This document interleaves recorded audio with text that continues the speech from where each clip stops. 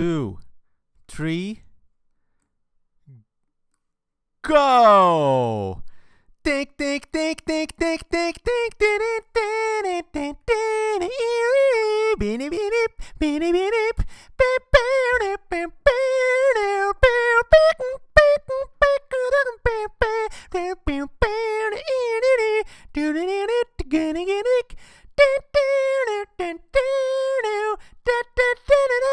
Hello everyone! Finally, the long wait is over. Today, we're gonna be discussing all sorts of frog cryptids, frog creatures, and other froggy things in the literature of cryptozoology, in Japanese yokai stories, and more. So, we got a big ass, almost 300 slide presentation to go. So before beginning, let me just give you a few reminders. First, please try to listen to this video in 1.75 or 2 times the speed. Makes me sound like a cooler person and takes up less of your time. And number 2, you're gonna see a big ass presentation here, no subject left uncovered. So if you want to support me in exchange of this great presentation, please support me on patreon.com. The link is below. If you are a first-time visitor, please consider supporting me on Patreon.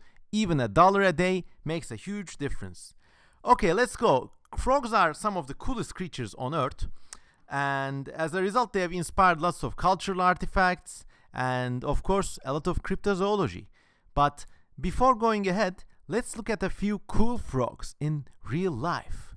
Check out these animations. I worked so hard to make the butts wiggle when these frogs are dancing. Okay, let's go. Frogs are an incredibly diverse group. I cannot begin to tell you how diverse they are. There are thousands of species, and every week new species are being discovered. The images you've seen here are just a fragment of frog diversity. I mean, if you look here on the left-hand side, these frogs all come from the island of Madagascar. And there's some incredibly tiny frogs, some big frogs. There are striped frogs, pointy frogs, aquatic frogs, more terrestrial frogs, jumping frogs, digging frogs, all sorts of frogs. Isn't life great? So, and also every week there's a new species of frog being discovered. I kid you not. I mean, I wish I was exaggerating, but this is not the case. Almost every month or every week there's a new scientific paper published somewhere, and people discover new species of frogs all over the place. I mean, if you look at these excerpts from various scientific articles, in February there was these 2 species of marsupial frogs from Peru, and then 6 new species of direct developing frogs from Mexico in April. Also in February there was a new species of mossy frog from Vietnam, and this is my favorite. In 2017, in one article, they discover 26 new species of tiny frogs. How cool is that? Just a lot of Kirby boys hanging around, making life beautiful for everyone concerned. So let's look at some amazing frogs in real life before going on with the cryptids. Now, a talk on amazing frogs alone could have taken hours and hundreds of slides. So we're just going to have a very brief skim right here. So let's begin with Conrawa Goliath, the famous Goliath frog in Africa. These guys are enormous. They're the largest known species of frog in the world, and there's a lot of foreshortened photographs of them, making them appear even larger, and people just eat them. I think they're used as a food source. They're just cool and gigantic, and this is what their skeleton looks like. Just intense, isn't it? Now, if you know something about animal skeletons, a few things should strike you as particularly interesting for the skeleton of not just this frog, but practically every other kind of frogs. So number 1, these 2 bones here with the let's say lower arm, they're fused, you see. Normally they would be like this. So that's pretty interesting. Also, if you look, there are no ribs. Unbelievable. And also there's like a second knee or whatever. I mean, these 2, the tibia and the leg skeleton is just weird. There seems to be like another extra joint added here. I think these are metatarsal bones. These are bones of the foot, but they have been aligned like the bones of an upper or lower arm or a lower leg in a traditional vertebrate. And then the lower leg itself, the bones have fused. And it's just bizarre. If you look at here, they're fused. Unbelievable. So it can't rotate its arms around. Just bizarre. I mean, if you know anything about animal skeletons, this should tell you that there's something unique about these creatures. And imagine how we would reconstruct their skeletons. I don't know. I mean, there are no ribs. The pelvis is enormous and very long. These shoulder blades and jaws, what is the frog even doing? I don't know. Anyways, then there are the famous Nasika Batrakus frogs. These are just enormously cute. They are found in India and surrounding regions. They live in soil. They're kind of mole-like. Their tadpoles are like big sucker-mouthed things. And as they mature, they briefly take about this shape and this shape, which are the most adorable shapes any animal has taken ever. And when they're full adults, they look like these tiny little bimble-nosed purple piglets. Just awesome. And then we got Rhacophorus vampirus, the vampire frog, named for its tadpole because its tadpole is a kind of cannibal. It eats the unfertilized eggs right after it emerges, so it's got little fangs. And how cool is that? I mean, tadpoles on the whole are extremely cool and really strange. When it develops, it turns into this thing, which is a amazing frog, but pretty standard as far as frogs go. And then we got tricobatrakus robustus, the famous hairy frog. The hair is actually just extra skin area helping the animal breathe. So it's that kind of frog. And then the special power this guy has that makes it look like a cryptid is that it can break its finger bones and create these temporary claws when it's in distress. So imagine like you're with your girlfriend and you're walking down a dark street and then a guy jumps in front of you and like, hand over your cash, motherfucker. And you're like, wait a minute, babe, I got this. And you're like, and you break your own fingers and claws come out of the broken joints almost. And then at that point, probably anyone trying to rob you would be like, this thing is fucked, let's get the hell out of here. And they would haul ass. Anyways. And then we got Xenohaila trunkata. This is unique because it's one of the few documented purely herbivorous or partially herbivorous frogs. It eats fruit, believe it or not, so not insects. And maybe because of that, its body is kind of longer, its head is kind of smaller. It's a herbivorous frog, and it's just interesting what this lineage will evolve in next 10 million years or so. The common name of this frog is, by the way, Isaacsson's tree frog, and it's named after Eugenio Isaacson, a famous Brazilian herpetologist who lived between 1932 and, well, I must have made a mistake there, died in 2013, not 1913.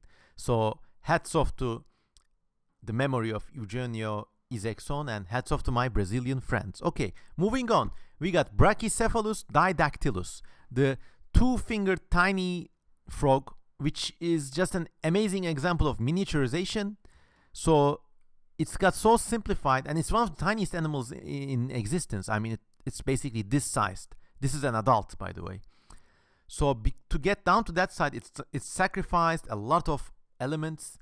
It's only got 2 digits in its hands, maybe not even. And then these frogs have also lost their inner ear canals. So when they jump, they can't actually balance themselves and they flop helplessly about. They just drop around like a orange seed you spit out of your mouth. But I mean, there are videos of these things. They're hilarious. But I think they would be less hilarious in their original setting, which is the forest floor and surrounded with leaf and multi-dimensional obstacles of all sorts. So even without an inner ear canal, they can jump pretty gracefully down in that sort of tangled habitat. Okay, then we got the famous Pipa, which is the back-breeding frog. So imagine, well, there are these women with these kinds of tattoos, huh? So imagine you do an amorous deed with one of them and babies start coming out of her back. Anyways, these frogs' reproductive cycles are quite similar. The lady frog takes the eggs up to her back and then skin grows over the eggs, and when they're ready to hatch, they're like a haven for people with a paw fetish, like myself, and all these like eggs are coming out of the skin. So relieving. And I hope this mommy frog gives birth to these babies soon and ends up with relieved of her burden, let us say. Then we got the famous clawed frog, Xenopus Lavis. This frog was introduced all over the world because it was used, believe it or not, in pregnancy tests, and because of that you can actually still find it as a pet in many aquarium stores. I mean, what happens is, like, when you expose this frog to the urine of a pregnant human lady, the frog starts producing eggs. So before let's say until 30 years ago, people used to use them for pregnancy tests of all kinds. So because of that, they've been introduced all around the world. In fact, there's been news about them. Escapee pregnancy test frogs colonized whales for 50 years. How cool is that? Isn't this, I mean, many of you are here for or from All Tomorrows, my science fiction, teenage adolescent science fiction book about the future of human evolution. And there's some pretty wild stuff happening in that book, but none of it is as wild as what happens in real life. In the first half of the 20th century, these frogs were introduced from South Africa in the 1920s into all over the world, and then somehow they established a colony in Wales, among other places. I'm sure there are many colonies of these frogs in all world countries, and scientists unfortunately think that these colonies were wiped out by unnaturally cold winters in 2009 and 10, and it was just amazing. I mean, imagine your whole community is descended from an escaped population used for pregnancy tests for the lack of a better word, godlike aliens. How amazing. Anyways, by the way, one of the other cool things about this kind of frog is that their tadpoles look like perfectly ordinary catfish, believe it or not. I mean, if you saw this in an aquarium shop, you wouldn't think tadpole, you would think, one of those exotic Asian catfish. But no, it's actually a tadpole, complete with barbels and all that. In fact, there are records of giant tadpoles from this species and many others. I mean, in laboratory conditions, somehow one of the larvae grew into proper gigantic catfish size. Gigantic for it was basically as 5 or 8 centimeters long. But still, this is a regular tadpole, something like this guy, and this thing is the unmetamorphosed full tadpole. How amazing. I think these are the best organisms. There's also been cases of giant tadpoles in other species. For example, in the US, there was this Goliath, the giant tadpole. It was a news item briefly. A tadpole of a frog of the Lithobates species, and it was just enormous, bigger than a person's hands. And here, in true American fashion, it's compared with a can of Coke. Enormous frog, just squishy and swims about. How cool is that? And then in China, of course, China in this global age of competition doesn't want to be left behind, so they produce their own tadpole, own mega tadpole, the China Guizhou province giant albino blind tadpole.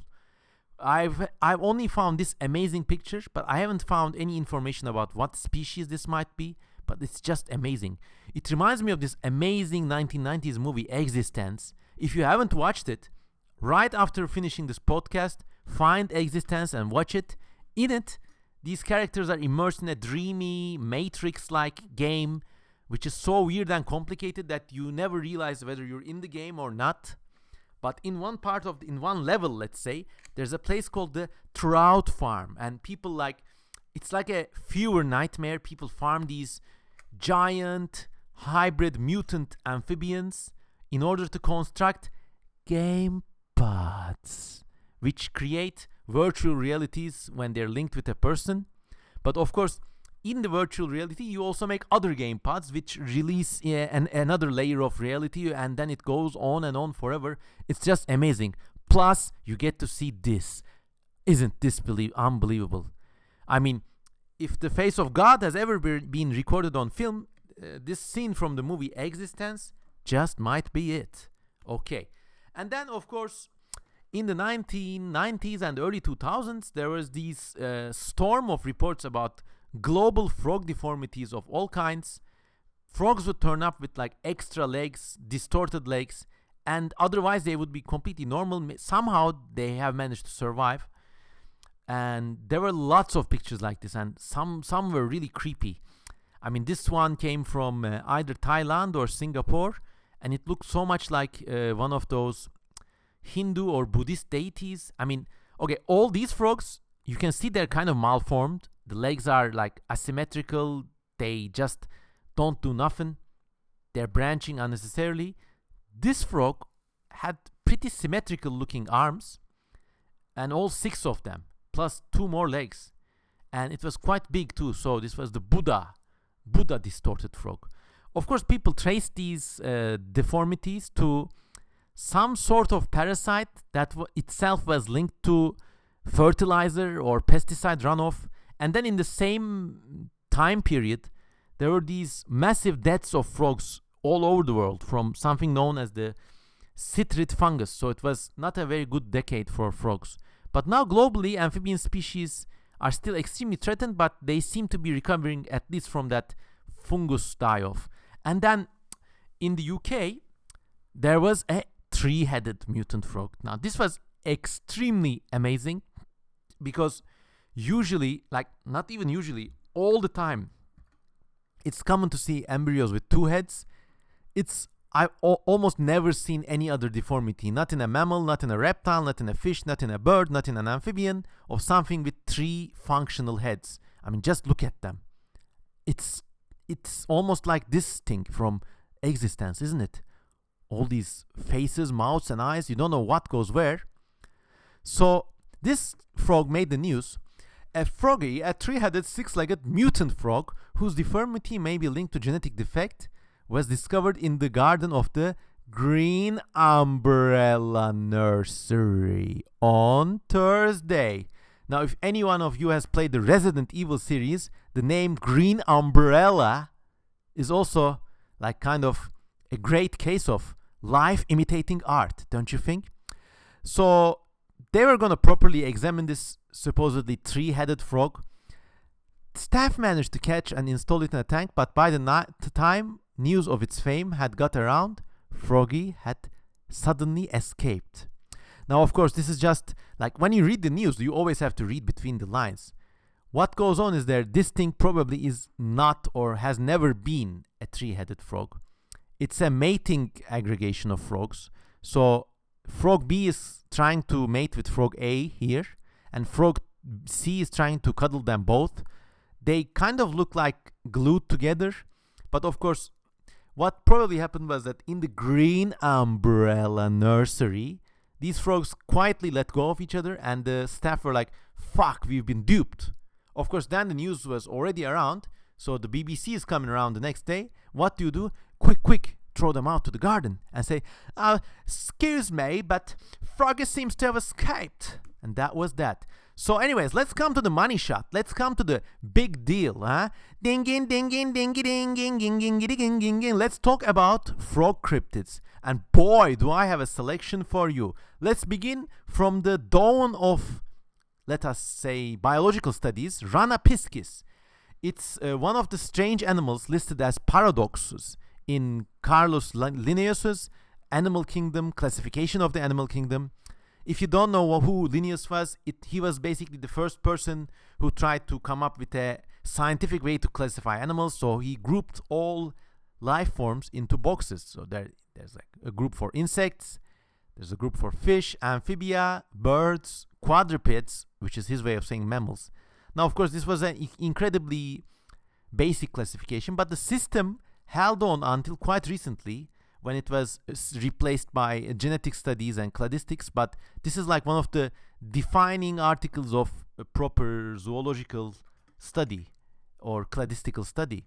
But in this table, there's a section called paradoxa. Let's take a closer look. There's something noted as Rana piscis, Rana in piscem metamorphosi. Valde paradoxa est cum natura mutationem generis. It says, frogfish or frog changing into fish is much against teaching. Frogs, like all amphibia, delight in lungs and spiny bones. Spiny fish, instead of lungs, are equipped with gills. Basically, what happens is they found something like a fish, but it kind of grew bigger as it got older. And then when it finally reached metamorphosis, it actually got smaller. So it's very strange. Like he didn't know what to make of this. Turns out it was just a real amphibian. So there's a frog named like this. It's called Pseudis paradoxa. Used to be called Rana paradoxa. Oh, by the way, if you're into amphibian studies, prepare to have all your scientific names changed under your feet, basically, every 5 years or so. There's a new classification scheme. Genera get split or lumped. Anyways, so this guy is actually bigger as a larva than it is when it is an adult. Of course, Linnaeus didn't know what to make of this, so he called it a paradox. But turns out this thing really exists. Somehow it absorbs all that flesh back and turns into a larva. This is the tadpole. Will you look at this big fat chunger boy? If you're watching this far, please press F for chunger boy tadpole. And then when it metamorphoses, it takes this form, but it's like really gnarly. Once again, it's like something from that David Cronenberg film where all the flesh is like contracting and the frog is getting fatter. Frog is getting bigger. Frog, is it growing or is it shrinking? Or is it you who is shrinking? Imagine that kind of organism. If you watch it grow, you shrink because it operates outside the borders of conventional logic. Anyways, our verdict for Rana piscis is a real-life frog. And then, true to form, in all of my cryptid analysis, there will be a section, what if it was real? Hey Slim, what if it was real? Wouldn't it be weird? As in the words of the great American philosopher Eminem, why? So you can sit me next to Britney Spears? Anyways, if this thing really was real, if there was something like an untold growing fish-like organism that Linnaeus couldn't classify, it would probably be like one of these lung salamanders with fins. Maybe it starts out as a tadpole with arms, but in its adult stage, it can turn into a lungfish-like thing. Who knows? Just intelligent speculation on my behalf. Pew! Let's go with the Mutanda giant white frog. So reports of this white frog come from Africa. It's once again reported by Carl Schuker, who is one of our chief sources for this series of podcasts, basically. And of course, please buy this book by Dr. Carl Schuker, The New Zoo. If you want to just screenshot this, do it now, and then I can get back with telling you about the giant frog of Mutanda. Anyways, what happens is that in Lake Mutanda, which is in Uganda, there was news about a white or blind frog which was said to live in Mutanda. The researchers in question hired natives to collect amphibians from the whole of the lake. In vain. There were no white ones among them, and everyone had two big staring eyes. So no giant albino frog in this lake, I'm afraid. Of course, Africa is full of undiscovered amphibian species, and like as we just saw before, there's many tiny frogs. You just don't know how to classify them, and in some way they're more interesting than this giant white cryptid abomination. Could this mysterious frog have been a specialized cave dweller? Maybe, asks Carl Schuker. Anyways, go get his book. And in fact, he got Gerald Durrell to write the foreword, which is very interesting because he's like a proper, like full-on travel literary writer, a really good writer. So, like, this is one of the nicest books, I think, that Carl Schuker has written. But we'll see more books. So anyways, our verdict is probably a plain fabrication. I mean, this is something that happens in Africa, but also in all countries where white Westerners are not the majority. People like leading explorers on, of course, I saw a white frog. Yes, sir. It was quite big. It was gigantic, and it had no eyes, and it spoke in a human voice, almost. So probably a garbled report. Maybe it was there's a slim chance it could be a weird mutation, but I don't think so. It was just someone trolling and just gullible explorers going along with it. Which serves them right, I think. I mean, how presumptuous of them, huh? Anyways, what if it was real? Maybe it could be a giant blind sort of catfish, so not a frog.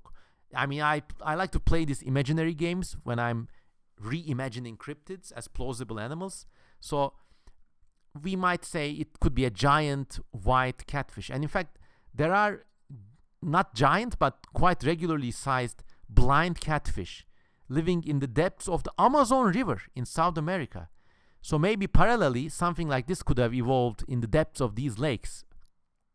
Who knows? Who knows? Anyways, then we got the Congo tooth frog, which is another one of these African garbled report frogs. This frog is mentioned in this journal, Copeia, but of course I could not access the article itself because it was published by Elsevier, the loving company that likes to hide everything behind paywalls. And of course, as everyone knows, stealing and pirating articles from Elsevier is, okay, it's one of those things that's maybe illegal, but it certainly as hell is not immoral. Do it! Anyways, in this report from, I think, 1945, so it's quite old, a soldier was attacked by a very large frog, which he killed with a large club.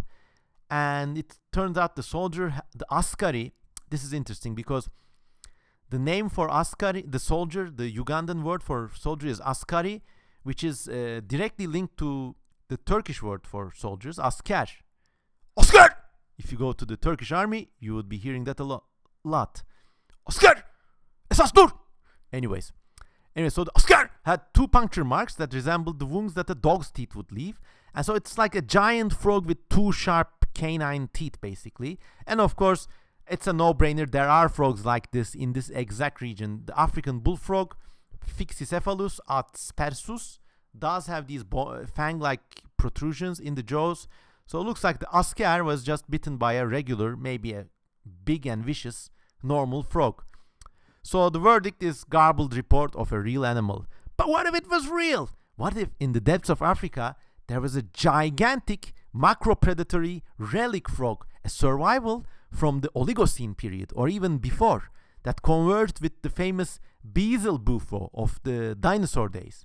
Now most people watching would probably know Beezel Bufo because it appeared in this one documentary, Prehistoric Planet, and it's this gigantic baby-sized frog that was big enough to eat small dinosaurs. Look at it. Giant frog. And here's Harold, the little cat. Harold! Harold, no! Anyways, in fact, there are reports of even bigger frogs than Beezel Bufo. There are reports of a gigantic helmeted frog from southernmost Chile. And they only know one bone, but the bone is like distinctive enough. Remember, we looked at their skeletons. Frogs have like mighty, crazy skeletons. So the bone is enormous. So it means that this frog was probably even bigger than Beezel Bufo. Probably big enough to eat a whole cat. Anyways, so if the Oscar biting tooth frog was real, it would probably be like a huge frog that still survives in the depths of Africa. And in fact, if this thing was real, it would probably be like that Goliath frog I showed you earlier. You know, it would be just a normal animal, and people would eat them for food, anything. Anyways, then we got the Borneo crocodile frog. Now, this comes from a Czech record. So hats off to all my Czech followers out there. If you're listening, please write Czechia represent. I've been in Prague once, and you got a beautiful city, let me just tell you. And the country, I believe, is also like real laid back, proper based people, nice place. So I admire Czechia. Anyways, in Czechia, there's an author named Jaroslav Mares. So he wrote this book, Detectives in Jungles or something. And in this, he mentions that on an expedition in Borneo during 1976 and 85, now was this one multi-year expedition, or did he take 2 expeditions? I don't know. But he saw a crocodile frog eating wild pigs. He observed the creature for some time before it came towards them, and they had to run. And then in another Czech book, this account is repeated. This is by Wojtek Slama, and it's once again, in Czechia, there's this amazing literature of science and historic studies. Did you know that Czech people are like among the world's foremost Egyptologists? Like you go to a bookshop in Prague or wherever, and you have shelves of like proper academic Egyptian studies, very intense, usually amazingly illustrated. They're all in Czech. They're just doing their own thing, and I really admire countries and scientific traditions like that. Of course, this also brings to mind another thing by another genius Czech creator. Zdeněk Burian is known for his paintings of prehistoric life. So he painted this gigantic amphibian named Mastodonsaurus multiple times, actually. So almost as if the crocodile frog was something like this. Like, they don't show pictures, but it's hinted that it might be something like this. So what is the verdict? Maybe it's probably a fabrication. I'm sorry to say, these guys, if you're from the Czech Republic, let me know, Jaroslav Mares or Wojtek Slama, are they like genuine scientists, or are they like, popular travel writers? Let's clarify this issue right here so we can have a better, more accurate diagnosis. But it also could have been a tailless crocodile. Now, there's this mutation among crocodilians that deletes the tail, basically. And usually, even with that, the animal can survive, but it looks like this. Like a big booty. Oh my god, some people are just gonna use this in their anime OCs, aren't they? They get the vulcanized rubber ass. And the butt is quite like a human's without the tail obstructing its muscles. So it's happened in alligators. It's also happened in saltwater crocodiles, the kind they would see in Borneo. And it's also slightly similar to Mastodonsaurus. Maybe these people saw a very lucky mutant tailless saltwater crocodile. It's certainly not impossible. And really looks interesting, doesn't it? So, I had a long and tiring day. So, what if it was real, the Borneo crocodile frog? Well, let us assume maybe it could have been something like a Stomatosuchus, the filter-feeding frog with a pelican-like mouth. Now, this type of mouth structure evolved multiple times among crocodilians, if you can believe that, and some species like Stomatosuchus were enormous. So maybe in depths of Bornean jungles, something like this could have evolved.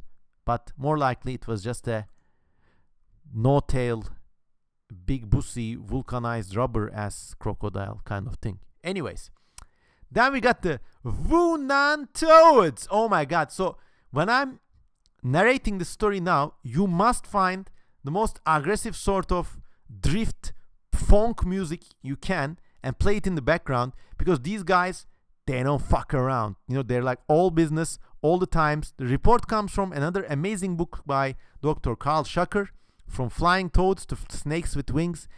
If you have to buy one book by Dr. Schucker, this must be it. It's got all sorts of obscure reports from all over the world.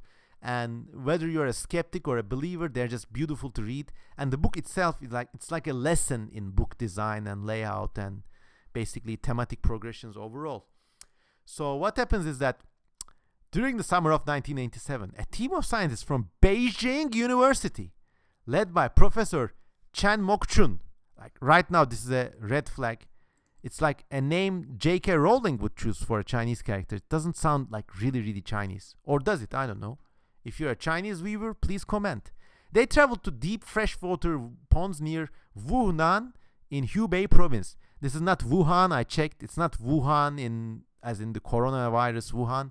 It's Wuhan in Hubei province in order to film some stuff. Suddenly they were like setting up their cameras. They're like, take it left a bit, like set up the tripod there, yeah. And then suddenly suddenly the water starts bubbling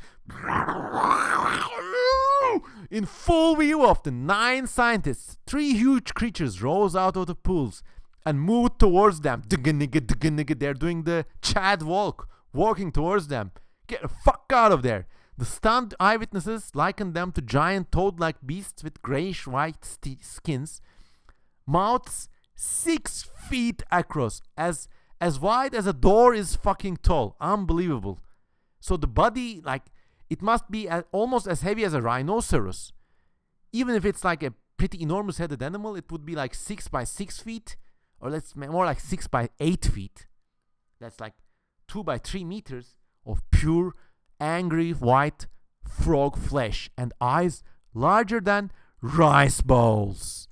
These grotesque creatures, they suddenly watch towards them, they move towards them, and for a moment they just stood while the music played for a beat or two, and they were just judging them silently for some time. And then one opened its mouth and extended an enormously long tongue, which engulfed the cameras on tripods. Just a convenient attack, a convenient way to explain the disappearance of all footage. As it did so, its companions let out eldritch screams, and then all three monsters submerged, disappearing from the view. So they came, they fucked around, and they fucked off. How cool is that? The shock experienced by scientists was so great that one of them dropped to his knees and was physically sick. He felt so humiliated. His soul was broken by these badass frogs. And this always reminds me, now if you're a British viewer, you would probably know there's this amazing humor magazine called the Viz magazine. One of the characters, well, there are many series in that magazine. One of them is the Bacon family, headlined by Biffa Bacon. So basically this is like a ultra chav character who just goes around starting fights, and there's lots of misunderstandings, and they also like beat up each other when they're not fighting other people. So in that way it's a hilarious strip. Anyways, it almost reminds me of the Bacons. It's like the three frogs as they're telling him, as one frog is eating the cameras, the others are behind him saying, "Go on, Biffa, you're a good lad."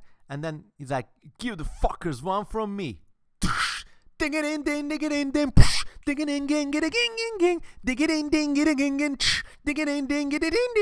Okay, let's look.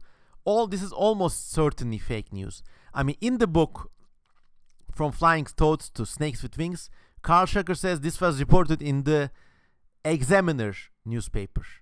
Now, there are lots of newspapers named Examiner, and the most famous is the National Examiner, which is this American fake news newspaper. It's just fake news, wall to wall.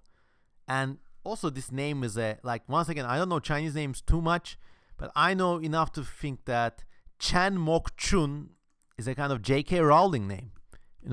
A kind of first, never been to China person's impression of a Chinese name. But what if it was real? And maybe it could have been a gigantic frog. I mean, I thought of lots of things. I said maybe it could have been a giant aquatic ape, but then the tongue, the way the giant monster uses its tongue to basically swallow the cameras, leaves no other option, because only frogs have this kind of tongue architecture. Yeah, and also chameleons and some salamanders, but still, I mean. So maybe it could have been a titanic, like as heavy as an armored personnel carrier, titanic relative of the frogs. Then we get to the Hook Island monster, which is the Hook Island is in Australia near Proserpine at the famous Whitsunday beaches. This area is very famous for its beautiful beaches. I've been there actually with my wife. It was really nice. I mean, so what happened is, enjoy this view while I just have some drinks.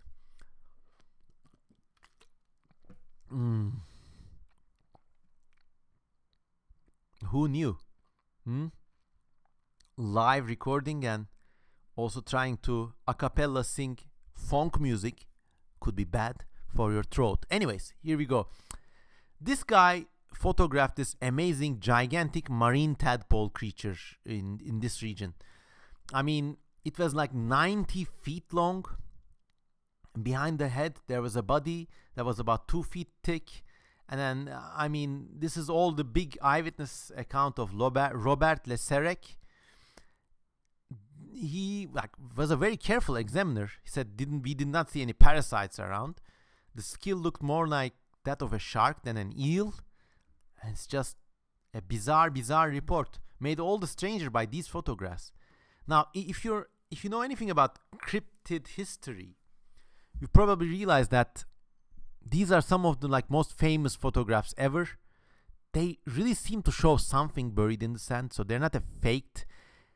Let's say if they're a fake, the forgery is not on the photos themselves. They maybe he built a model, or it's like something like a trash bag laid out on the bottom of the sea. But I mean, it really does seem like there's something of volume down here, huh? I mean, if it was, it almost resembles these prehistoric amphibians. Like in prehistoric times, there used to be these lineages of marine amphibians. So it could be the tadpole or something like this, Aphanerama. Of course, this was, I mean, the tadpole is gigantic. What is it? 90 feet long? What's that make? Like 30 meters? Almost. So enormous. Imagine the frog it would metamorphose into. Maybe something like Aphanerama, but incalculably larger. But of course, Aphanerama itself is like, I mean, slightly bigger than an otter. So this is not a valid comparison for size. Unless, like the paradox frog we saw earlier, it somehow contracts as it grows. I don't know. By the way, this amazing art is by Mark Boulay. Please go Google his name and appreciate his works. I mean, there are some tadpoles that look like this thing. I mean, tadpoles and frogs are generally incredibly strange and extremely diverse. The tadpole of the Brachycephalus frog kind of looks like this thing with eyes on top and a sort of dark colored body. Also, there are some frogs whose tadpoles don't mature in the water, but they mature in muddy earth. This is fascinating. The tadpoles of Micrizalus frogs, they're like, they mature in mud basically, and they're like suitably worm-like and muscular, kind of like this thing, but the ocean environment doesn't look anything like this. So what's our verdict? I mean, it looks like a very smart act of forgery, but that's just the easy way of getting out of this thing, isn't it? Because I mean, the pictures are really strange. Really strange. I mean, I give maybe 1% possibility that it could be something else, but maybe then again no, because people have been flying drones around Australian beaches, especially also the Whitsundays area. It's a hotbed of a tourist spot. Now, people have been, for the last 5 or 8 years, they've been flying drones around to look out for sharks. And if something like this lived in that area, it would probably have shown up. I mean, there's been cases where like 10 sharks were observed with drones in an area where people could not see any. So sharks, big sharks, are far more common. So this probably outrules the slim possibility of an animal like this actually existing. So it's probably a very smart forgery. But what if it was real? Well, then, in that case, there's an animal that looks like this. In prehistoric times, you had these gigantic Crucigirinus amphibians. They look like giant tadpoles, almost 2 meters long, even longer. They seem to have only had rear legs and huge mouth. So maybe, if this lineage survived into the present day, it could have produced forms like this. Or maybe their tadpoles, they really look like this. But 90 feet is a huge length, man. I mean, something like this, couldn't hide forever. Although stranger things have happened.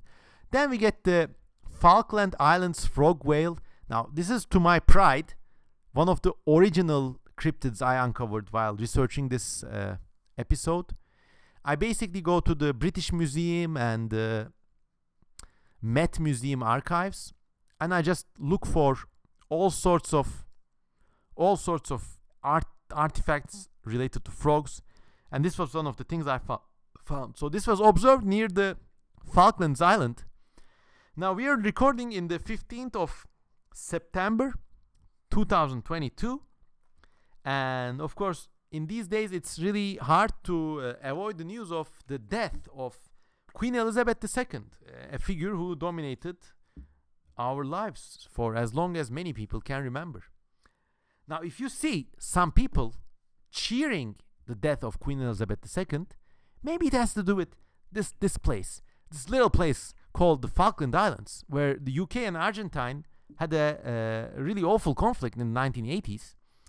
And because of this, the Argentinians, maybe rightly so, are bitter about, let's say, British throwing their weight around the world. And let us just say there might be a big set of intersection between Argentinians and people who are cheering the latest passing of this world monarch.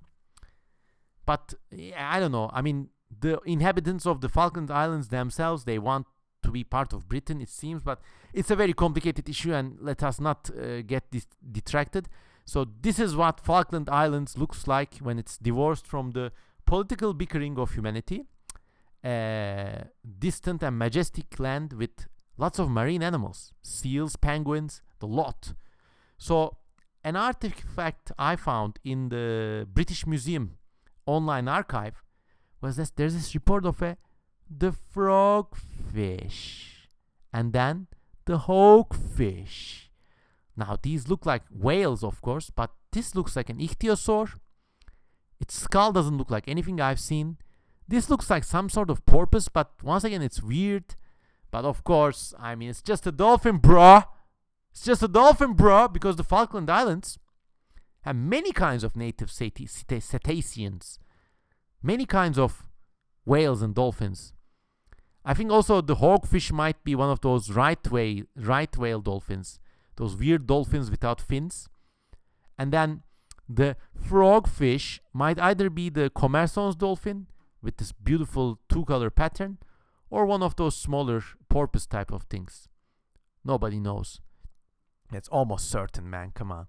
But what if it was real? Then it could be a gigantic Atlantic version of the parrotfish.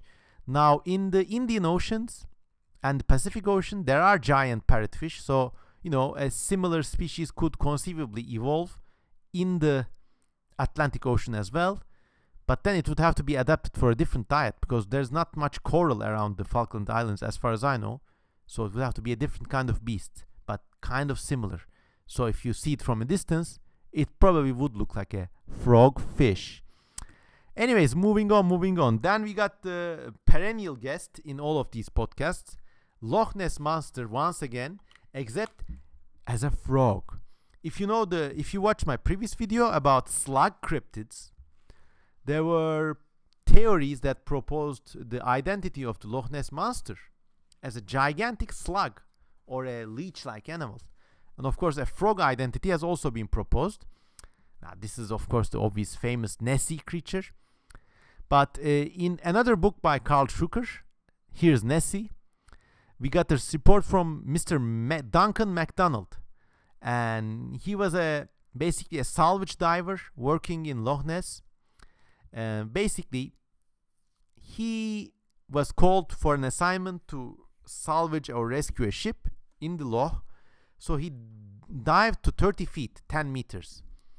And then he did his work, he took care of the thing that needed taking care of, and he came back out. Then outside, everybody was like, hey, do you know anything about this Loch Ness Monster? Did you happen to see anything down there?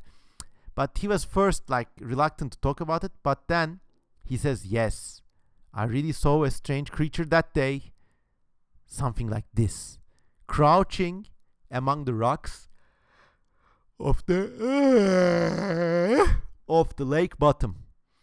It lay, he said, on the ledge of a rock, on the self-same ledge, apparently, on which the keel of the wrecked vessel had rested. There lay a queer-looking beast, which he described as having something in the nature of a huge frog. It stared at him like a frog, but showed neither ferocity nor fear, and he did not disturb it. So it was a benign beast, and this was Duncan MacDonald's account of the frog Nessie creature, which may have looked like something like this. Anyways, then there are also other proposals suggesting Nessie was a gigantic worm-like salamander kind of beast. So I had to include this for posterity, because even though this is not a frog, it certainly is an amphibian cryptid. So there. Make your own guess. I mean, I'm sure like when I make a video about bird cryptids or insect cryptids, like there's gonna be bird or insect equivalents for or explanations for the Loch Ness monster as well. And of course, Loch Ness monster is not devoid of cool frogs. They, in I think 2005, researchers took a robot diving ship to the bottom of the Loch. You know, they expected to find a monster, maybe a giant shadow, or maybe the skeleton of some gigantic animal. But you know what they found?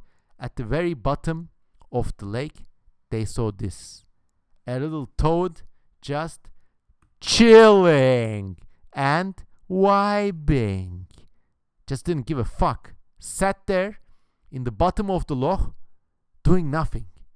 So I don't know about the monster, but there was at least one extremely cool gigachad frog living in the Loch Ness. Also, it always puzzled me, like you got this diving robot, submersible, whatever. Why write mushrooms there? Is this some sort of SCP reference or a meme? Mushrooms. Okay, now we're gonna have a CM Kozaman challenge. Everyone, boys, girls, and anything in between.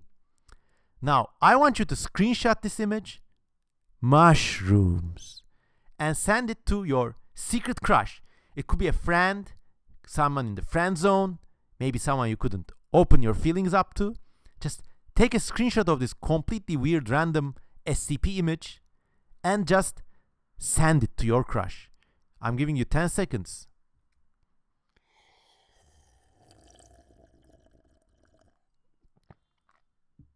Come on, do it. Oh.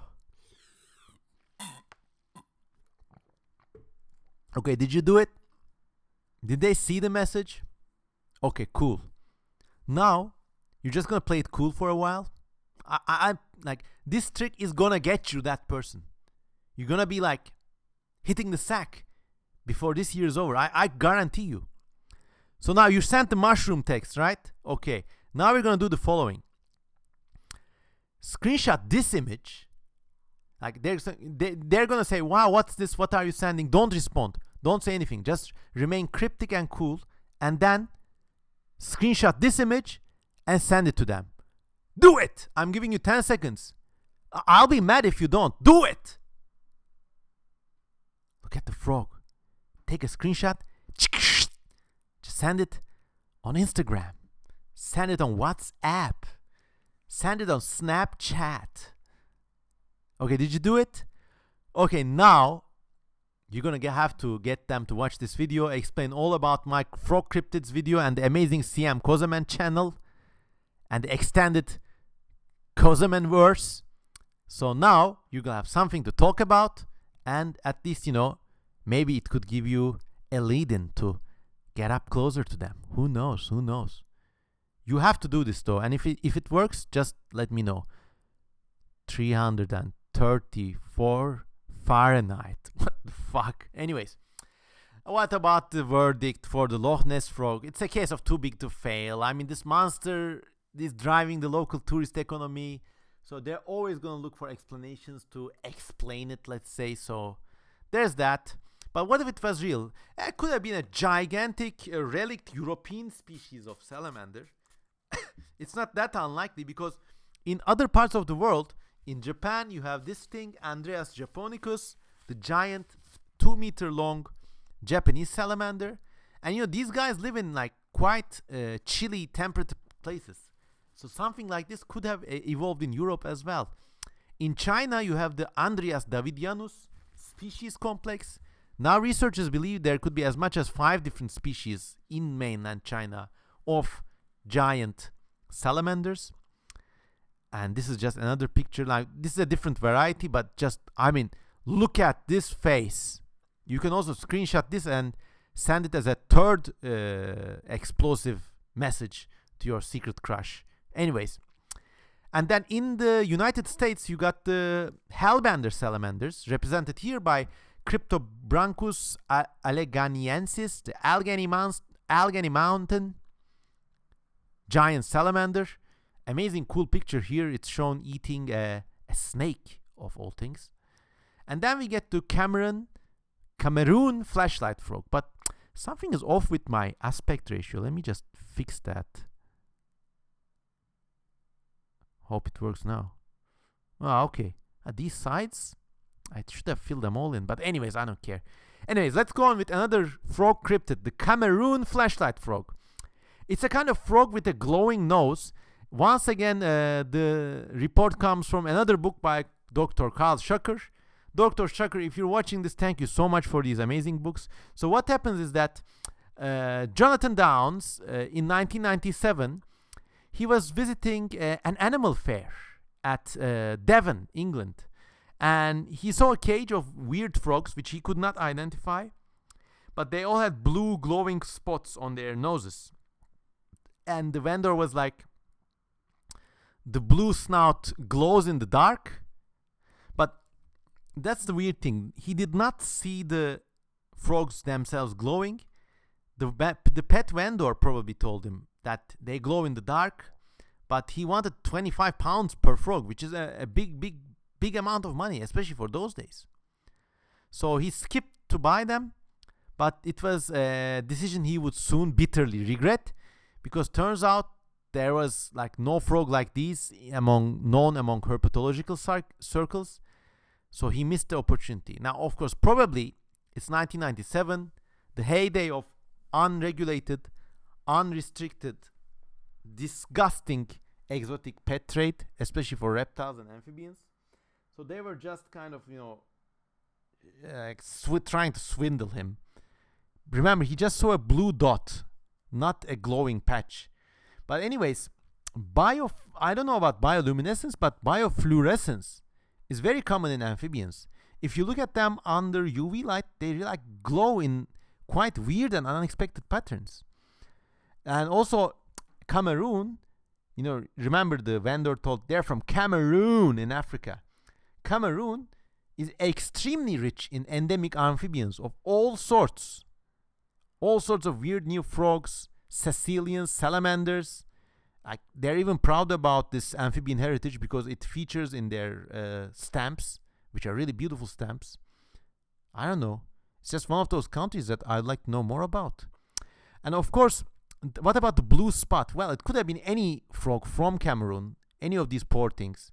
Remember, if you see one of these in the pet shop, it means 120 of them died during the time it took to get them there. So, never buy exotic pets as far as I'm concerned. Unless they're something like leopard geckos or bearded dragons, which are captive bred. Okay, then you can, but even if you take perfect care of it, you take that animal out of the gene pool. It's just not fair. And anyways, in pet trade, especially for fish, there's this disgusting practice of paint injection. You would usually see this in this strangely colored glowfish, this glass fish. They literally pick these fish up and with a tiny injector inject food coloring into them. Disgusting. Usually they die after a few weeks. They never survive for long. So it looks like maybe someone did something like this on some frogs. Whether they were from Cameroon or not, I don't know, because the dealer sounds like such an unscrupulous character.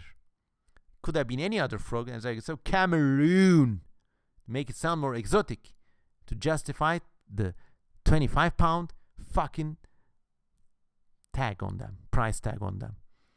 And this paint injection thing is just so horrible. I mean, anyone who does this should be injected in the genitals with fluorescent paint, stripped naked, and cast out into the streets. Shame, shame, shame. But there's an amazing poem about a creature with a luminous nose. So I could not talk about this thing and skip the Dong with a Luminous Nose by Edward Lear.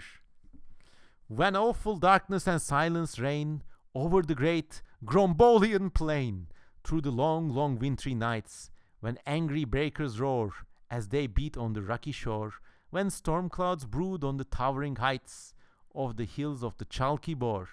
Then through the vast and gloomy dark, there moves what seems a fiery spark, a lonely spark with silvery rays, piercing the coal-black night, a meteor, strange and bright. Hither and thither the vision strays, a single lurid light.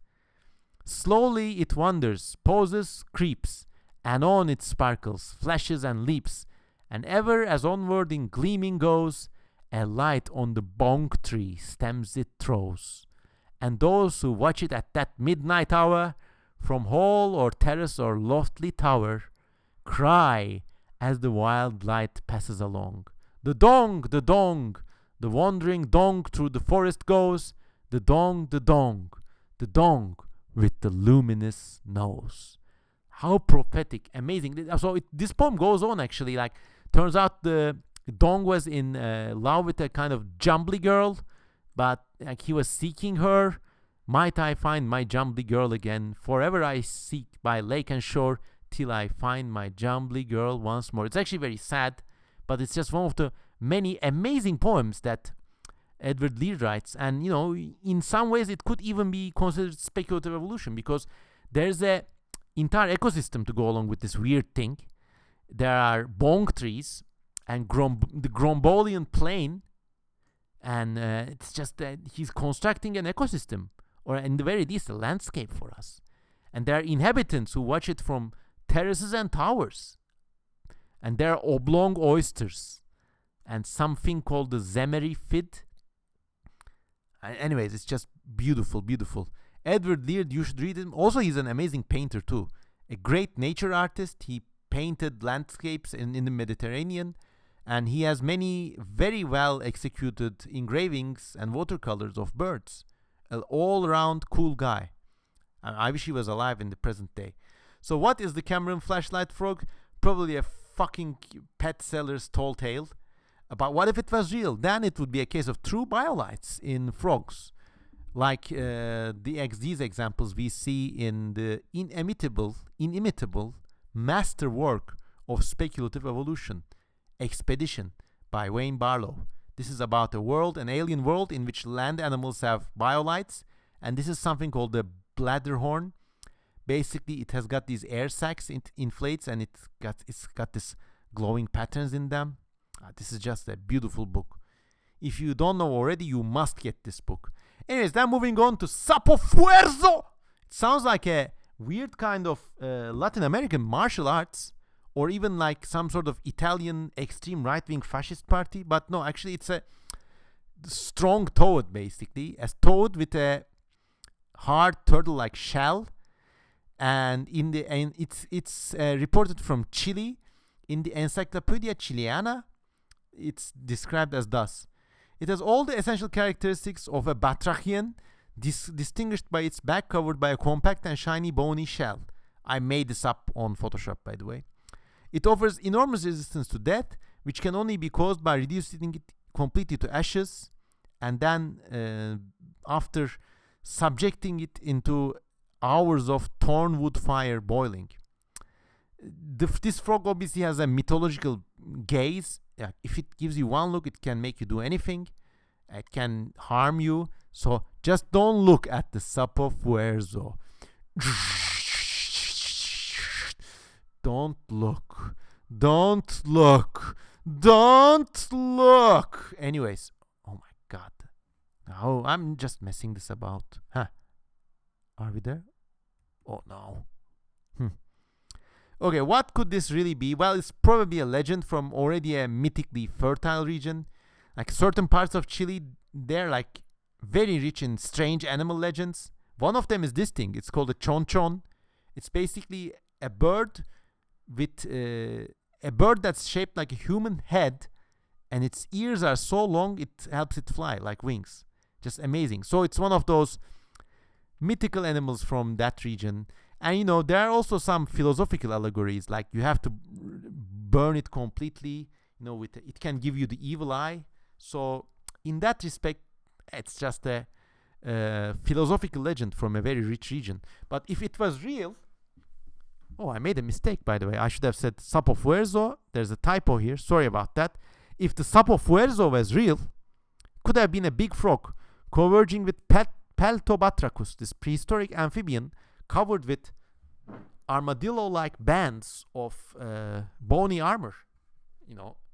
I mean, this kind of body plan, it evolved multiple times in crocodiles, choristodeers, other animals, with dinosaurs, lizards, with armadillos themselves. So, if you give evolution a few million years, a few tens of millions of years, some salamander could come up with this body plan once more and become the Sapofuerzo. Okay, then we got toadstones. Basically, these are legendary stones that people thought witches could dig up from the forehead of a poor and hapless toad. This is not really a cryptid, but it's part of European folklore, so I included it here. Normally, actually, they got a far more interesting origin. They are actually the tooth of these interesting fish, which are known from European fossil deposits.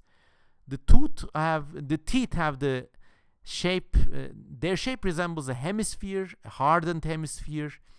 So they use them to crush shells or hard-bodied animals. But once they erode out of the fossil deposits, people use them like toadstones, and they were used to cure all sorts of ailments. I mean, people if they had an infection, they rubbed it on the infection. It was assumed that they would take the infection away somehow. I don't know. It was used for blood loss, anemia, all sorts of weird medieval traditions in Europe. Anyways, then we of course have, if you're talking about weird medieval traditions, we have to talk about the frog creatures mentioned in Revelation 16:13. Revelations is an amazing book, by the way. I mean, even if you're not religious, you have to read it just for its prophetic writing, its prophetic storyline, and just the sheer weirdness of it. In Revelation 16, it says, I saw 3 unclean spirits like frogs come from the mouth of the dragon, from the mouth of the beast, and from the mouth of the false prophet. So as the world is ending, these 3 badass figures emerge. One of them is a false prophet, one of them is a beast, and one of them is a dragon. Among all this mess, there's also like a ultra hot, sexy harlot that rides a 7-headed leopard dragon, but that's a whole other thing. These were demonic spirits who performed signs. So they come out of their mouths and they're like, up yours, motherfucker, performing signs with their weird little frog hands.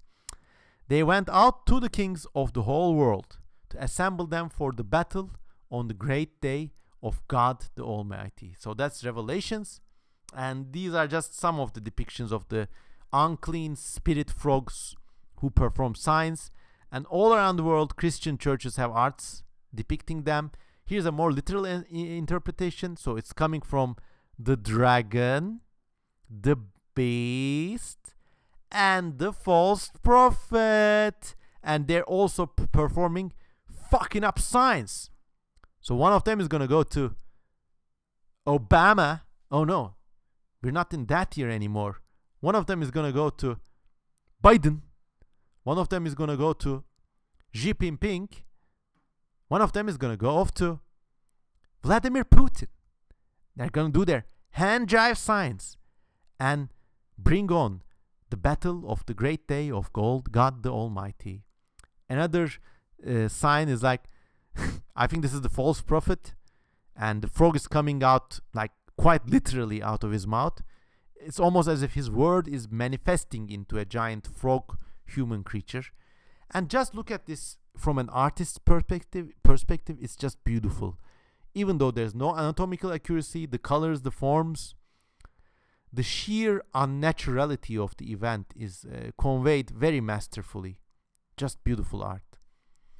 I think this comes from, I don't know, maybe the Georgian church or Ethiopia. I don't know. I mean, the mistake is mine for not properly noting that down. Anyways, also here's a medieval representation. Now, are these frogs coming out of their mouths, or are they like lighting the frogs and smoking them? As like the beast is like, where'd you score that shit, bruh? and the dragon is like, I don't know, but this is like some pure kush right here. Mate of mine hooked me up with it. And the false prophet is like, we should watch a gay porno tape, but as a joke because we're all straight. Anyways, then of course this line led to the design for the arms of Satan. Now, if you know European heraldic tradition, there are arms of different families, royal houses. So they designed in a book from France called the Douce Apocalypse.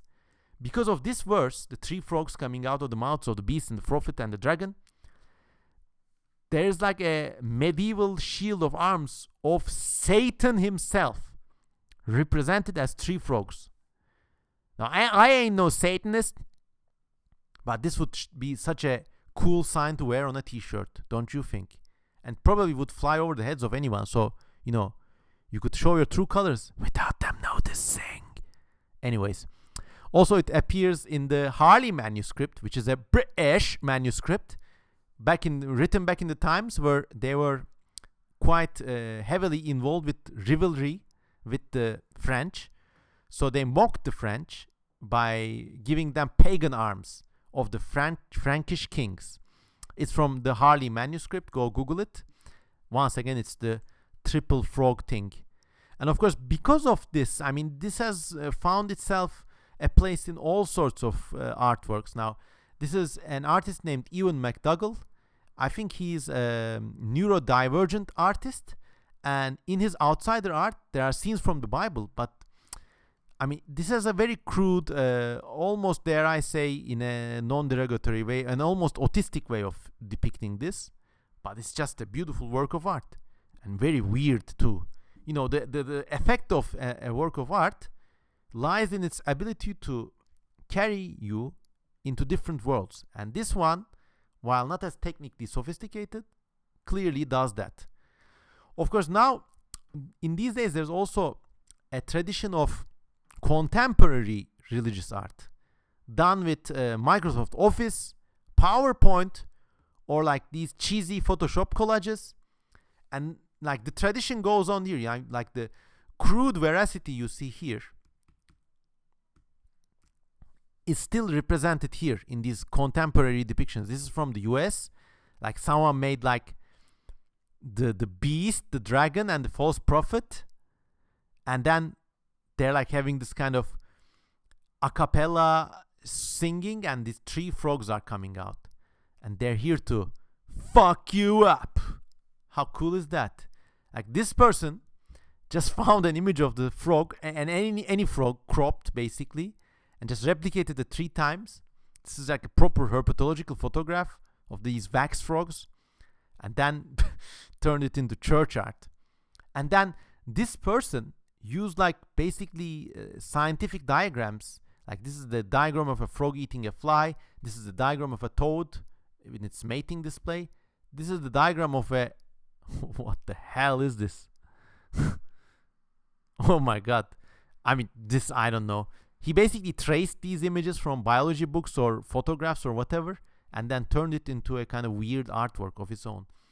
And of course, the frog allegory has led some people to a weird conclusion. They think the aliens, the gray aliens, are the evil frog spirits mentioned in Revelation.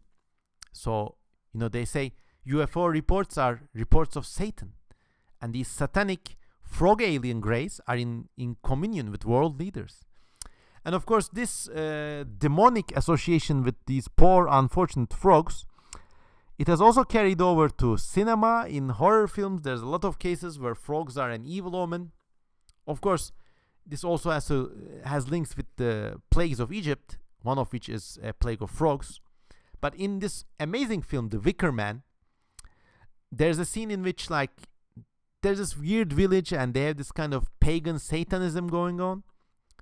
And this guy goes there to investigate, and in just a bakery, this little girl is ill with the flu. The mom is like, open your mouth, and she puts a frog inside, then takes it out, and then by that kind of indirect association, they think the frog has cured the child. A benign, weird, and funny pagan allegory from this great film. The Wicker Man, you must watch it, whether you like frogs or not. Now, of course, with this revelation creatures, I'm not even going to go into the debunking, whatever. But if something was real, what could it be? You know, a frog that comes out from somebody's mouth and goes into other people's mouths, giving them evil ideas. It could have been something like these alien mind control parasites, like the Goa Uldrace from the Stargate extended TV series. If you haven't watched this TV series, these are like fluke-like aliens which enter your body and control your thoughts and actions. They basically need hosts to survive, and they're actually quite strong, and they have a galactic empire. A cool series. Go watch them. And then we got another proud moment for yours truly. The 1682 vomit animal. I discovered this myself when researching the British Museum archives. So what happens is some frog leech creatures reported from 1681. It says, on the 13th of March 1861, Mr. Lund, a baker at Bow-upon Bar in the city of York, vomited a thing exactly of this shape, which spurted up blood like a horse leech. He was indisposed in his stomach for 12 months, and 3 months before he got rid of it, he was to say he had a witch in his belly, which is to say his belly. When it was vomited, it was speckled like a toad, and it was of something colors. Dr. Lister, the attending doctor, had it preserved with a spirit of wine when it took a color like onto raw veal. So it's very strange. Some sort of genuine frog parasite, apparently. And a doctor examined it. And this is in those strange years when people believed equally in doctors and witches. So he had a witch in his belly. But then, maybe the witch caused him to vomit up this indescribably strange creature. I mean, what could it be? If you have any more information about this thing, I know I got a lot of UK viewers. Please hit me up. I would really like to know more about what this creature is. I mean, one striking point here is that they know it's not a leech. It says it spurted up blood like a horse leech, but it was not a leech. What could it be? I don't know. Maybe something like a liver fluke or something. But do liver flukes even operate that way? Who knows?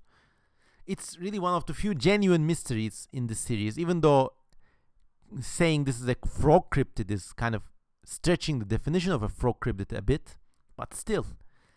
Then we get to the Russian vodyanoi, which are like these water spirits in Russian and Central and Eastern European folklore. They are basically like these witch goblin things, and they live in marshes, and they feature quite heavily in Russian art. Here's one by Ivan Bilibin, executed in 1934.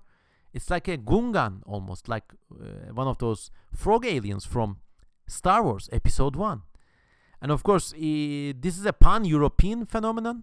So in Germany, you got a relative called a Wassermann or Hastirman, which is really funny from a Turkish perspective, because Hastirman means fuck off man. Hasiktir means fuck off in Turkish. So there. And of course, in true Germanic tradition, like the Russian or East European Vodyanoi, frog people, they're just chilling. They're in the water. They're weird, and maybe a little evil, but they're just cool. They're chilling about. They seem confident in their environment. Whereas the German Hasiktir man is like, Warum bin ich? Where am I? It's like pondering deep and pointless philosophical questions. There's also a Czech and or Slovakian variety called the vodnik. This is by Czech artist Josef Lada. So he's more like a proper smoking man.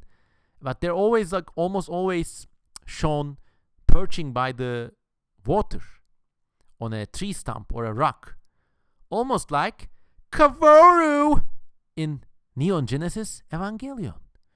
Then of course in this the Vodyanoi come with a whole host of associated characters. There are also Rusalki, which are these female water spirits. They say maybe they're the spirits of unhappy women or whatever. So they lure you to the waterside and drown you there. So watch out. The Wodianoi is responsible for breaking dams, damaging windmills, and drowning people. So people make sacrifices to appease him. And in North Russia, they also believe that there's a caste system among the Wodianoi. There's a ruler for the Wodianoi, and he's called Char Wodianik. He's described as an old man armed with a club who can rise to the sky, sitting on a black cloud, and create new rivers and lakes. It's almost like a UFO, terraforming the place. So what could this be? I mean, it's pretty easy to see this is like a pan-European or even pan-Eurasian legend. People sacrifice to him. Maybe even a survival of one of the old gods from the region. So it's like clear to see that there. But what if the Wodianoi was real? Well, then maybe it could be a pan-European swamp ape. I mean, this is a very swampy and marshy region, you know. Especially in spring, it's like, or autumn, it's covered with mud. In winter, it freezes over. But in Japan, you got these apes who spend the winter in volcanic springs. So, you know, maybe if something like this evolved in Japan and somehow spread to Eurasia, maybe there were even apes like this, but people could have exterminated them. Who knows? So if there was an ape like this, you know, it's not unlikely. And then there's a similar animal or a similar spirit in Filipino folklore called the siokoi or the katao. It's more like a merman or a mermaid than a swamp beast, but this is most I could find about him.